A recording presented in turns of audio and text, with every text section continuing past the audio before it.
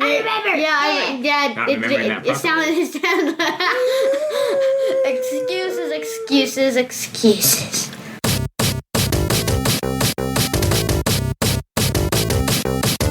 I'm Curious Girl, and I am 9. I am the sauce underscore, and I am 11 Underscore the data bytes. 41. I'm Lady Disdain, and I'm 43 years old. This is Unposit, a podcast by a family of geeks. Wow. Yeah. Our apologies for not staying quite on schedule for this episode of this podcast as a special recording because someone in this family, namely me, had to travel over the weekend, which is when we usually record these. So that's why we're airing this podcast now. It was Fort Worth. It was Fort Worth. It was also, I guess they had a stock show going on the other side of town. So I probably saw maybe 10 cars the entire time. It was really kind of ghostly and weird. Well, that's good. That means that you don't have to talk to people. You can just stand there You mean 10 active cars. and stare at houses that are empty. Like, I had no problem jaywalking. Jaywalking was not even an issue. It was like, wow, there's no cars here. There are no cars. If the police are going to watch this, you better let it right away. Please, it's all good. Wait, so it's like you're jaywalking, you walk to the middle of the stoplight, a little square thing. Do the sprinkler. Yeah, the old style fashion dance. It's like, I believe you guys. I think we've seen this movie twice now. In the last couple weeks. Furious Girl, take it away. Hi. Iron Man 3. Okay, it should actually go like that way. Which way are you pointing? You have to say the person's name. Toward Willis thing. the sauce. so I am chicken sauce underscore. You're not chicken sauce. You're the sauce. Yes, the Oh, sauce. yeah.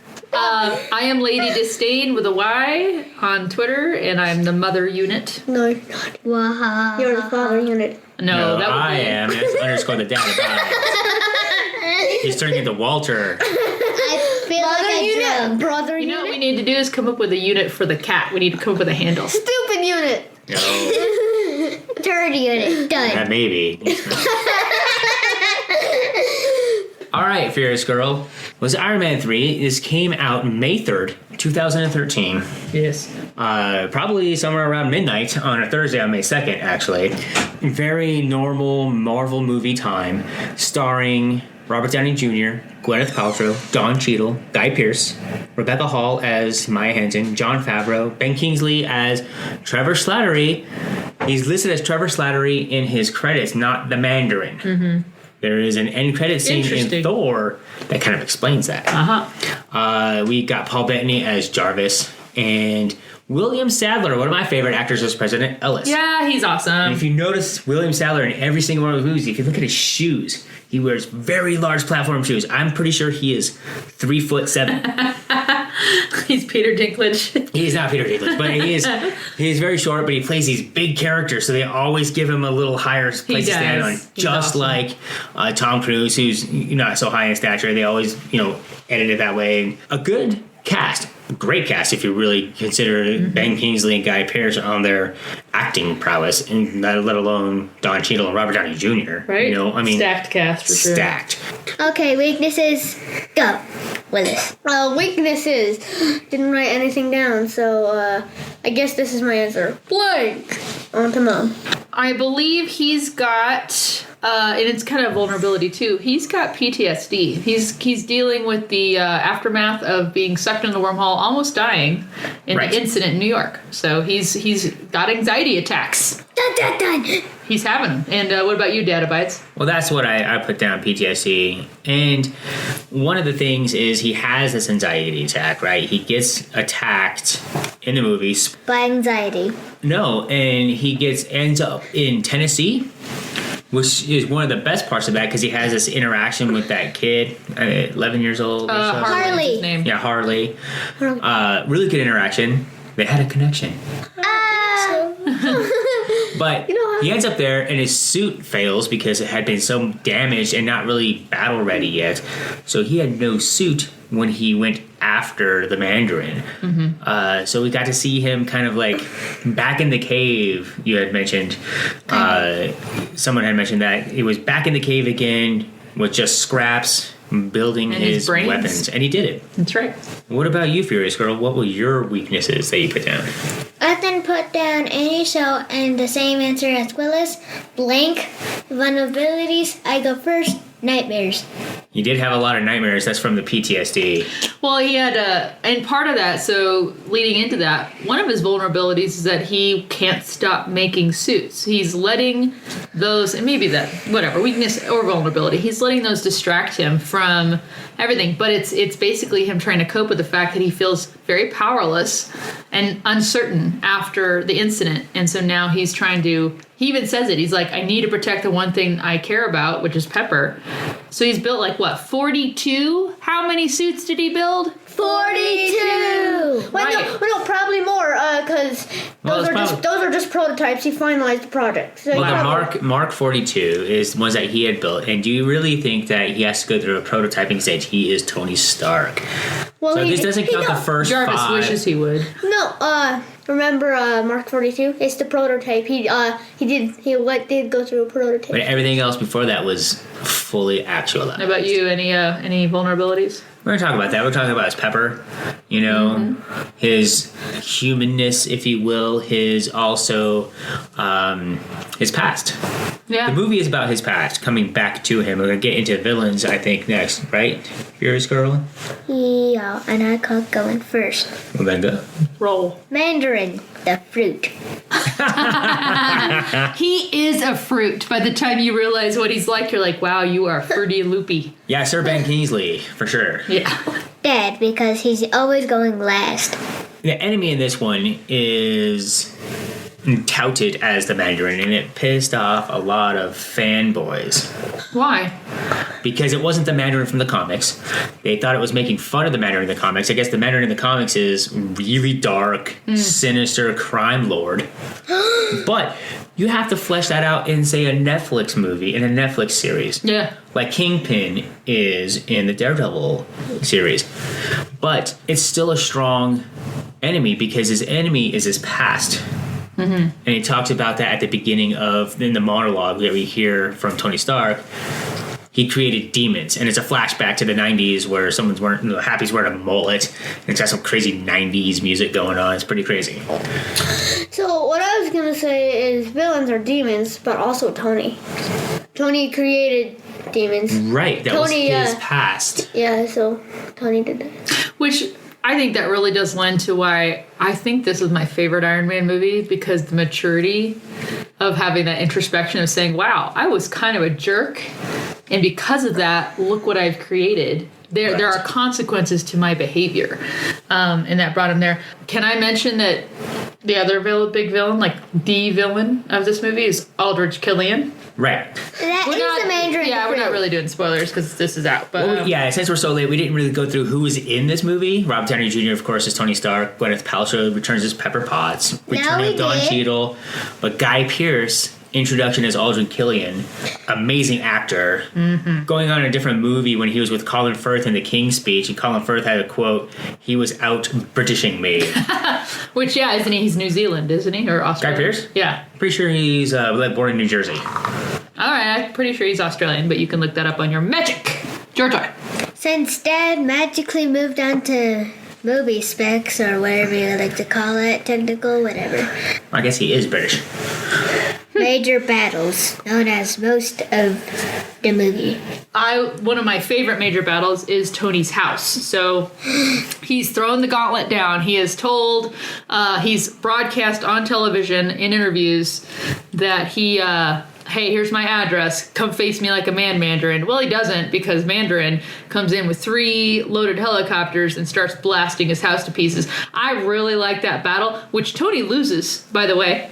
Not really. Which leads him to go to Tennessee. He doesn't die. That's the only way he doesn't Does lose. not win that battle. He doesn't win it. They basically destroy his house. Pepper thinks he's dead. The world thinks he's dead. And he and Jarvis rescues him. Without Jarvis controlling that suit, he would not have made it out of there. So I really like that whole premise. It was a good battle scene. And Willis, how about you, the Sauce? What was one of your major battles? I'm just gonna point out the big major battle that everyone seems to remember. It's usually the final battle. With all of the iron Like, suits? House Party Protocol. That also follows into Ultron, like... Right. Save that thought for when we get down to like favorite scenes and everything. For sure. Yeah, so we want to talk about that. basically what happens in that scene is you take a bunch of demons and put them up against a bunch of Iron Man suits full of Jarvis. Full of Jarvis. And Extremis. And jelly. Right. I agree. That's a with really that. good point, Willis. It's all of these extremists versus all of these Jarvis. That's very smart. I hadn't even thought about that Oh, way. and then Aldrich Killian and Tony Stark didn't beat Aldrich Killian. It was Pepper. That's right. Pepper Dome beat him. That was pretty cool. Yeah. Then they got That came out of left field. You see her fall into the fire, and then all of a sudden she's whooping people. She rips an Iron Man suit in half. Yeah. Like, what? What? Well, it was Yeah. already dead, kind of. Kind of unfortunate. It's alright. So Pepper, I was really disappointed to learn that she lost the power. She got rid Or of it. does she? Does she lose it all? Is she in Infinity War in a suit because she has a little bit of that extremis left in her? Oh, a rescue, right? Maybe that's like her thing from the comics. What? This is something to add on or whatever from the Wii game, Marvel, DC Superheroes, whatever it's called or something, has the suits that's for the Iron Man section dot thing. And it has Pepper Potts in a suit. Looks like Pepper Potts. And it has hearts and flowers coming out of Yeah, she plays the rescue or something like that. No, I think that's a good point that we don't know. And by the way, let's look at that too, because in the story of this movie, what's it? Maya? Is it Mia? Maya. Maya, which is oddly your short name. But the girl Maya, who's the quote unquote botanist, but actually the geneticist, she is not able to on her own refine her own formula. Tony can do it when he's hungover. Did it 20 years ago or 13 years ago. When he was Probably drunk. still drunk. When he was actually. drunk. And he didn't and he So- wasn't fully in all his faculties, right? Yeah, like not even Arcor. So does it not follow that perhaps when he's, he says he fixes Pepper right up, is it not possible he could have perfected it and been like, you know what? And again, he's got PTSD and is scared for her. What if I'm just really curious to follow the thought, but like, what if he's like, I'm going to leave you a little extremist. It's stable now. He could stabilize it because he's Tony Stark. But she hasn't had an injury, so Right. So we don't know. Right. So getting into this Infinity War discussion that the Sauce brought up, the word out there is that something gigantic happens in the first 5 minutes. Like Yes. Yes, someone dies, right? is it Pepper? But then later on we find that the Extremist comes back and she's not really dead. Ooh. Or is it, or like people have said, do they use the stones, probably like Soul Stone, and then the Reality Stone to like bring the body back to life? Right. Do they use that to? They might. I feel like it's Tony Stark just for some reason. You just feel that way? I just feel it. I agree with you. I do too. Because he's Right. had enough movies. And he has talked about Yeah. the ending of this movie and the end credits of it is kind of an homage to the first 3 Ironmans. Because it was kind of unclear if he was really going to return as the role or just be like a cameo style role or something. But he did return, paid him a buttload of money. Yep. Did they use the Infinity Stones, Reality Stones, and then all of a sudden suddenly it's a different actor? Whoa, that'd be weird. They use I wouldn't like that. all those Infinity Stones to recast everything. Anyway, but going back to major battles, what was yours? The missile attack on the house is the best end battle for an Iron Man movie, for sure. The end battle is pretty good. We get to see Rhodey Yeah. without a suit, marksman doing his thing. So he's a trained warrior. He's a soldier. So when you enhance him with a suit, he's pretty good. We see Guy Pearce like being very strong. It's kind of hinted at, but he's got the most of the extremis. Like he was able to work it and breathing fire. Right, breathing fire, things like that. And it's not like spread fire like flamethrowers. It's just a solid flame fire, Right. Which must have meant it was moving really fast. Any other major battles? Curious girl. I don't really think so. What about Tony breaking out? Remember, he's like doing this thing. It was like, and 5, 4, 3, 2, 1. And he's trying to attract his. That's not a battle because it's just like hi. Okay. Well, what about your favorite scenes? That's right next, right? Yes, favorite sneezes. Favorite sneeze. I'm going with the scene where they're Tony and Rhodey, whatever his name is, are interrogating Trevor. And the first one, he falls asleep. Did you smell that? I'm gonna blow her first. And If you don't tell him what you want to know, he's gonna keep doing this. for when Rhodey is interrogating Trevor, he's like, ole, ole, ole, ole. Yeah, for when there was a score in the soccer match. So silly. Yeah. I'd also like to point out that the first time they were interrogating Trevor. Trevor wasn't it. Oh yeah, it was bonus features. I think. And the Agent Carter bonus feature where Howard Stark has that phone. Yeah, right. and So then they we used the see same prop in the scene in there. So that's when he was calling and saying, and the Gotcha. Agent Carter special feature on that's when that kind of like introduced the Agent Carter TV show because it came out around the same time.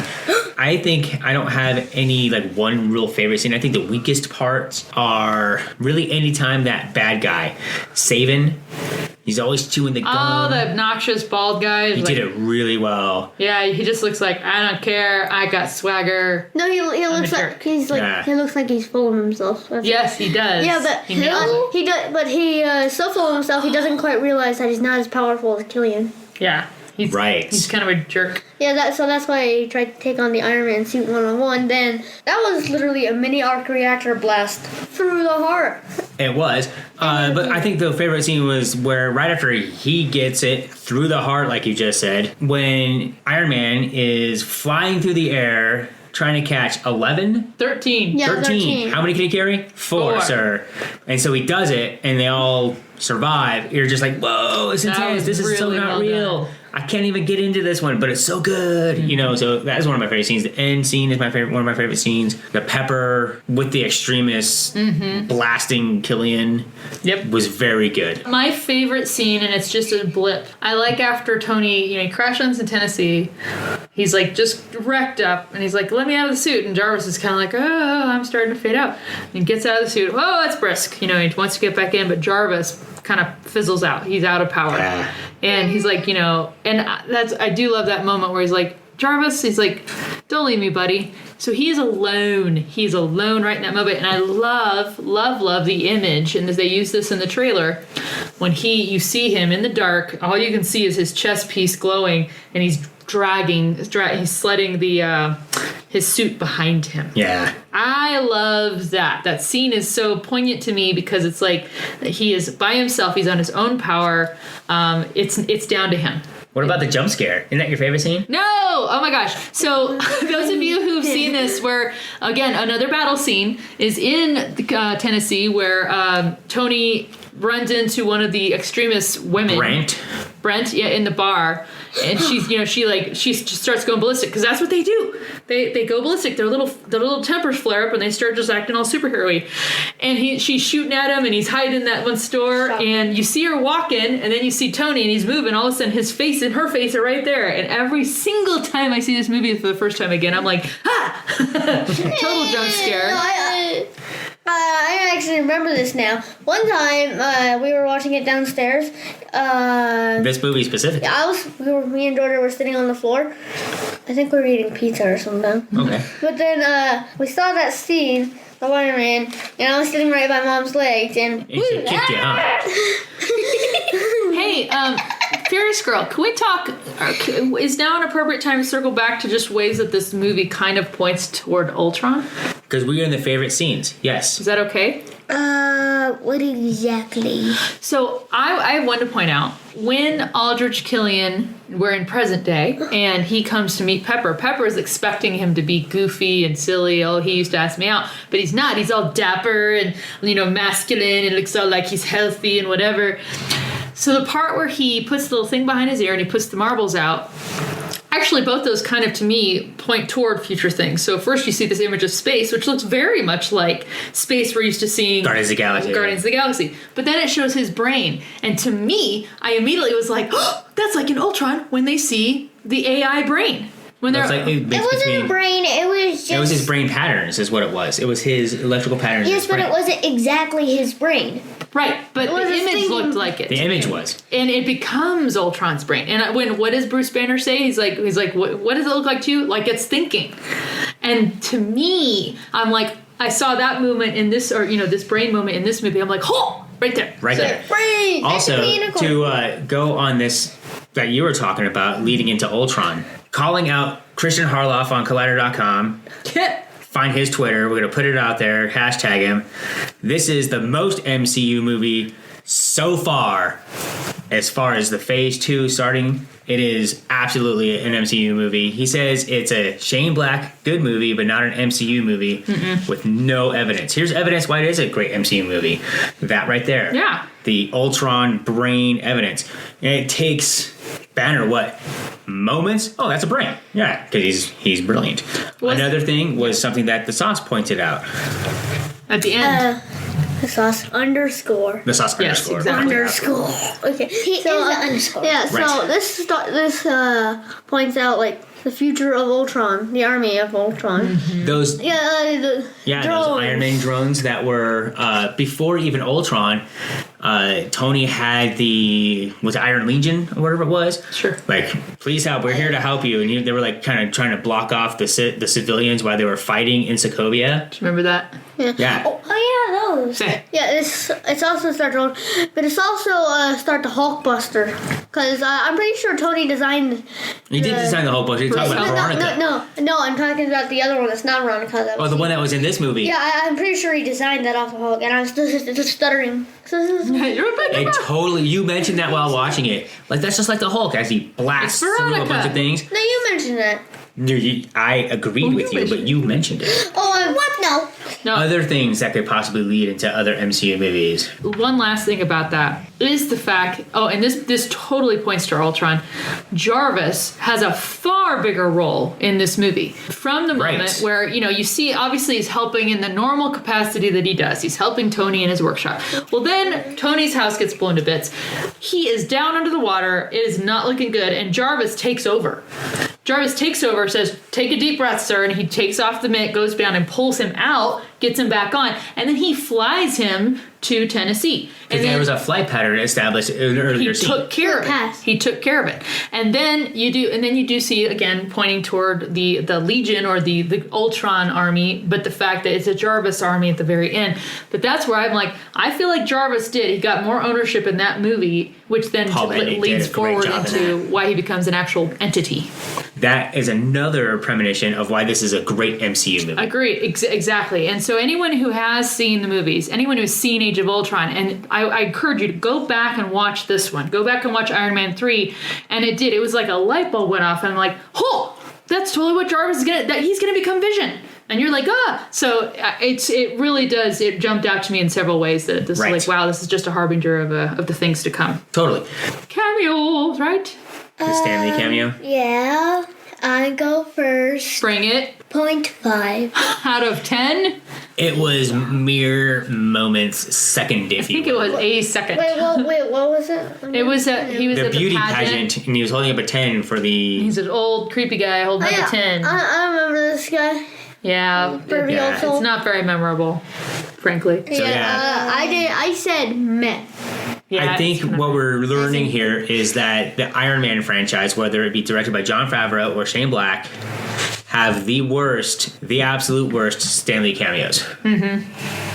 So Agreed. maybe if we have an Iron Man 4, he's in it for like 20 minutes and we get a really good one. Well, yeah, now that they've kind of indicated that in a later movie that he's got a bit of a more linear role, you know. Oh, we won't across the get movies. into that We one. don't have to get into that anyway. But yeah, I didn't like it either. It wasn't the best I cameo didn't. at all. Yeah, it was just, it was there. Okay, half-hour screen time. Go. Probably all of them. Go. Probably homework. Nah. Because half-hour screen time is kind of on pause, and we will only unpause it when your grades are up. Bummer. It happens. It does happens happen. to everybody. Happens to everybody. Homework. That's you. You have a big project due this week, aren't you? Well, On Friday. yeah, so I'm yeah, we safe. got time. She's been working on it pretty hard. You don't want to be like Brian Regan where he's like, you wake up in the morning and head pops up with a pillow. Oh no, science fair today. Cup of dirt. Today. Okay, got a plastic cup, got a piece of dirt, put the dirt in it. I know for a fact that Miss Fu, our science teacher, has seen it. So along with my science project, I'm going to bring a cup of dirt. She will laugh so hard. I gotta make sure it's a paper cup of dirt, like Yeah, like totally. a styrofoam cup. Totally. I can bring home one. I can bring a styrofoam Hurry cup up, home. hurry. When you go to, whatever you go to. What's your half-hour screen time or whatever you do? Me? Yeah. Sleep. That is not on a screen. It's probably that. No, it's definitely sleep. It's Busy. magic. It's a busy time for me at work. So, Wait, that's electronic, so it was probably your phone. Okay. It is time. Well, Georgia? she decides. Yeah. Please. May we please do the Dad- overall rating? okay. Ugh. So let's do end credit scenes first. Okay, How about that? 6 out of 10. Go Wait, with this. what is the end credit end scene? credit scene? That's what I'm doing. Do you remember? Oh, so it's 6 out of 10 for the end credit scene. Yes. So as a reminder, We're talking about what it is. We don't know what it is. end credit scene is when you see that Tony, he narrates the beginning of the movie, he narrates the end of the movie, and you see that he's narrated this movie or this story to Bruce Banner. In a therapy session, and Bruce has fallen asleep the whole thing. Understandably. Since Switzerland, and that's In only the very like, beginning. Right? that's Right. only like 10 minutes. Yeah, even Yeah. that. If that. 5 minutes, maybe even. So 6. it's also a meh for me. I mean, I'm comparing this off of It other was, one. It's it not was that funny. good. It's not. But it didn't really advance any story. Yeah. It didn't lead us into the next movie, if you will. It just let us know that Banner's around and he's friends with Tony. That's really all it did. I give it an 8 out of 10 because it was satisfying. You do get the notion that this could be the last Iron Man movie of its own, so I felt like completing it like that was fine. I also really do like the fact that they're buds, and I like Bruce Banner's like I'm not this kind of doctor, okay? Yeah, right. Like, dude. And Mark Ruffalo plays that so well. Yeah. I don't have the right kind of. If I was going to rate the end credit scene, I'd probably give it like a 6, 7 or so. It wasn't like mind shattering, but it was worth the wait.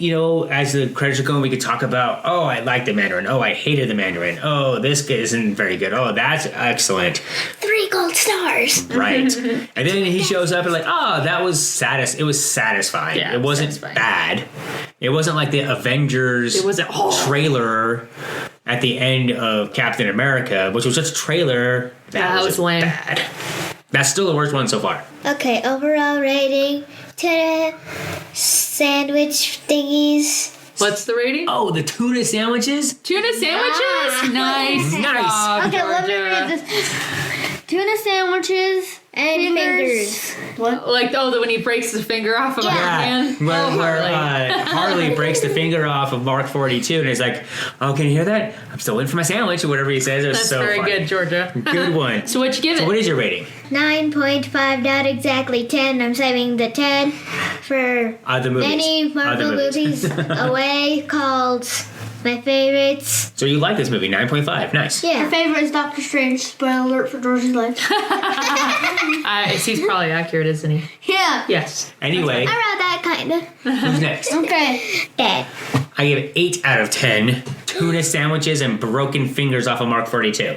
That's not what they're called. They're just called fingers. It is definitely the best Iron Man movie. But I'll give it 8 out of 10. I think it's rewatchable immensely, though. Yes. Iron Man 2 is not rewatchable. Iron Man 1 is rewatchable, except for the casting change. Well, you already rewatched it, so I think A few times, but we've watched it several times. But we're Iron Man supposed 3 we watched 2 weeks ago, we watched it again, and we weren't really bored. It was good. Still very good. All right, Sauce.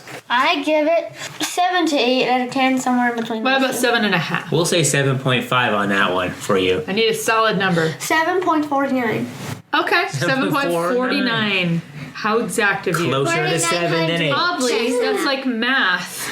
That you are not getting your homework done in. Yes, I The am. internet now knows this. I just did that. I did not Those know of you I who did would like not. to help the Sauce Mom, with I his just math haven't turned homework, Edit out this please write entire P.O. Box entire 1343. podcast. Inglewood, Edit out Colorado, everything. 80150. She just gave out the address so people can send you letters on how to get your homework done. Yes, send some encouragement. If you have it, if your kid is also not so much turning his math homework in, Okay, you got a buddy. No. No addresses. I'm interrupting you. The You mic got will a never- buddy. Mike will never hear you. Can I give my ratings? Yes. Maybe. Because you know what? I may be the only person in this house that actually likes tuna fish sandwiches. Yes. Ew. They're She good. is the only person in this house that will eat a That's tuna fine. fish sandwich. I give this movie 8.75. It's really good. I as all the points that you mentioned, it's my favorite Iron Man movie. It's well done. It's a good piece of work. I like it. I like it a lot. 8 tuna fish sandwiches, though, would kill me. I don't want 8 tuna fish sandwiches. No. How about like 1 tuna fish sandwich and 7.75 fingers? Oh, you don't want that. You don't want to be like an octopus with many fingers on it. Oh, Oh, that's pretty funny. We're going to go on to Well, the last part of everything, right? Yes. Which is I The think. text, specs, and box. We never... Oh, yeah. Yes, but before that, I have something to say. Say. Favorite characters. I told you to write this down. Oh. But you didn't listen, did you? No, we did not. Go. Okay, let's think of these. Yeah. My name's Trevor, Maya, and Harley. Done. Okay. Trevor Slattery. That was very well done. Ben Kingsley. One of the best actors around. In the universe of universes. And hilarious for the Furious Girl. Yay. So Trevor. You definitely like Trevor Slattery, huh? Yeah, and at the end he's like, "Hello, good to see you." Yeah. I think you like him because he says, "Wouldn't go in there for 20 minutes." In the bathroom. But then Yeah. they got there. So one of his best scenes. And he falls asleep. Yeah. In the middle of his sentence, Did you nod off? Oh, yeah. And then he's like, and then and then starts like kicks. A problem with drugs. They help you get off them? No, they give me more. Okay, you fixed it. All right, who's next? I'm going with Jarvis on this one. Jarvis. He does the most. I think he does a ton of character development in there, more than Tony even. And completely, I love Jarvis. I think they make him so you love him, and because they had to build on that, because it becomes way more important once you hit Age of Ultron. oh no. So I really like him. Yeah, my favorite character is Harley with his interactions with Tony. It's great. He holds his own and he's like, trying to get guilt. I was like, are you guilt tripping me? I'm cool. Go. He's like, I know, because we're so connected. He takes off. He's like, worth a try. He's like, so he is Tony. And You know how which I know Harley is the only one in this movie that is able to talk Tony down from an anxiety attack. Right. So it made opening weekend $174 million. Okay, that's respectable. A big letdown from Avengers. Yeah. Wow. There's no Hulk in it. There's no Captain America in No it. Hulk Ragdoll in it. Right. It only made $409 million in the United States. That's more than the other Ironmans. Ironmans. I can't really know. Pokemon. But worldwide, it made $1.2 billion. That is very respectable. Slightly less than The Last Jedi that just came out, since we're doing this, kind of post podcast Sure. here. But bit less than Age of Ultron. But still, it made $800 million, $805 million in the worldwide box office. Nice. And the key is it made $121 million in China. Why? Mandarin? I don't think that. No, because I don't know. I don't know. I got nothing. I don't know. The Chinese are very enigmatic in their movie going. World of Warcraft made like $300 million in China. Okay, Right. but it made good money in United Kingdom and other small markets like South Korea. So it made a lot of money overseas. Mm-hmm. It appealed to a broader audience, which is Right. good. And $400 million is nothing to sneeze at in America. So it made all its money.